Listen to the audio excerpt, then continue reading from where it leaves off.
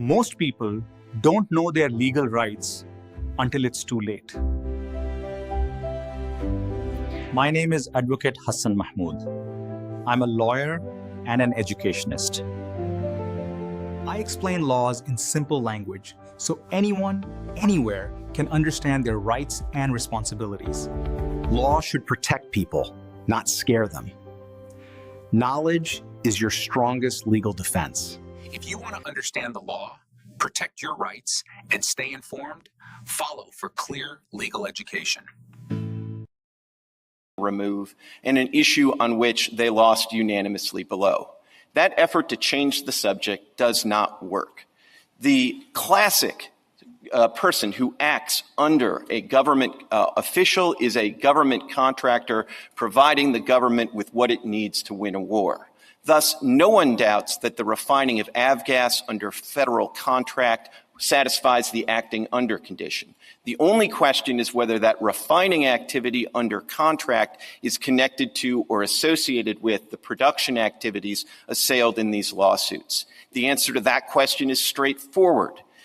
The petitioners here produced the very kinds of crude that were the indispensable component of the avgas they refined under federal contract, and the contracts themselves drew the connection between avgas and crude by pegging the price that the government paid for refined avgas to the price of crude, and the government promising that it would rebate any new taxes on crude. What is more, if the petitioner's production of crude had been enjoined by a state court during World War II, the federal government's efforts, the war efforts, would have suffered. Now, respondents think that it's anomalous to allow only the vertically integrated producers to remove to federal court.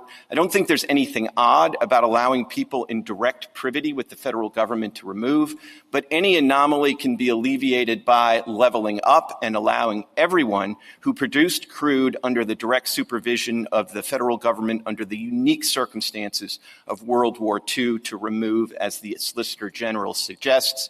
Either way, this court belongs in federal court. I welcome the court's questions.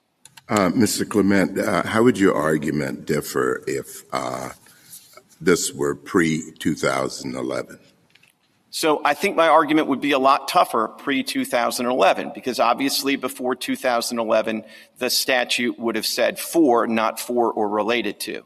Now, I might have given it the college try, and even under for, and of course, if you get to the Solicitor General's or our alternative argument, I think then we could satisfy the statute even pre-2011.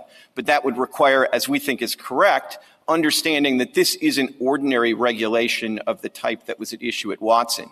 This was close supervision of what effectively amounted to a joint venture during World War II to get as much oil out of the ground, transported to the refineries that the government was helping to finance to expand, all in an effort to get petroleum products, and in particular avgas, onto the war front. So I think we could have won under that theory even pre-2011, but I do think the statute— But you do admit that this is quite a dramatic change to the removal statute.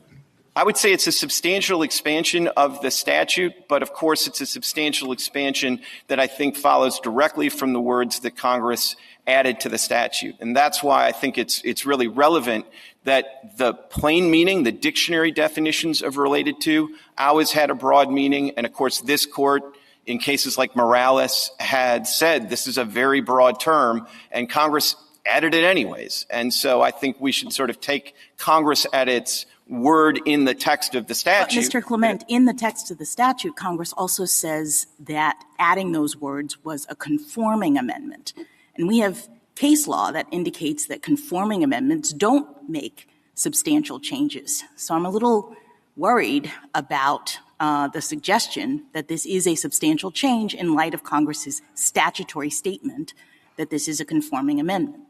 So, Justice Jackson, I would say you have cases that go both ways on this. You certainly have the case that the Fifth Circuit en banc relied on in rejecting this argument.